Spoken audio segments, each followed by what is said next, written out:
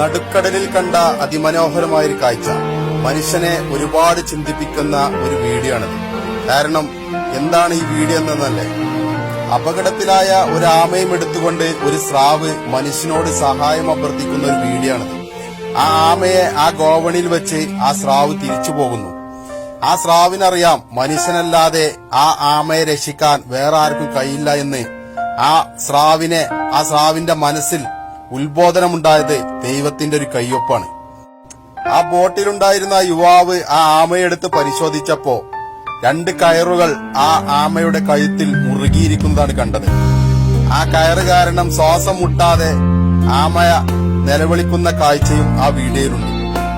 ഉടനെ തന്നെ ആ ബോട്ടിലുണ്ടായവർ ഒരു കത്തിയെടുത്ത് ആ കയറ് മുറിക്കുന്ന ഒരു കാഴ്ചയാണ് ഈ വീഡിയോയിൽ കാണുന്നത്.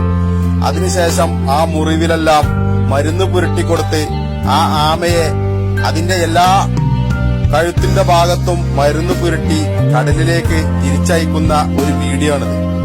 മനുഷ്യൻ ചിന്തിക്കേണ്ട കാര്യം എന്താ വെച്ചാൽ, സഹജീവികളോട് കരുണ കാണിക്കുന്ന ഈ വീഡിയോ പലപ്പോഴും മനുഷ്യൻ തന്റെ സഹജീവിയോട് കരുണ കാണിക്കാത്ത ഈ ലോകത്താണ് നാം ജീവിക്കുന്നത്. കാരണം സ്വന്തം ലാഭത്തിനു വേണ്ടി മറ്റുള്ളവന്റെ കഴുത്തറുക്കുന്ന മനുഷ്യർ ഈ വീഡിയോ കാണുമ്പോൾ ചിന്തിക്കണം.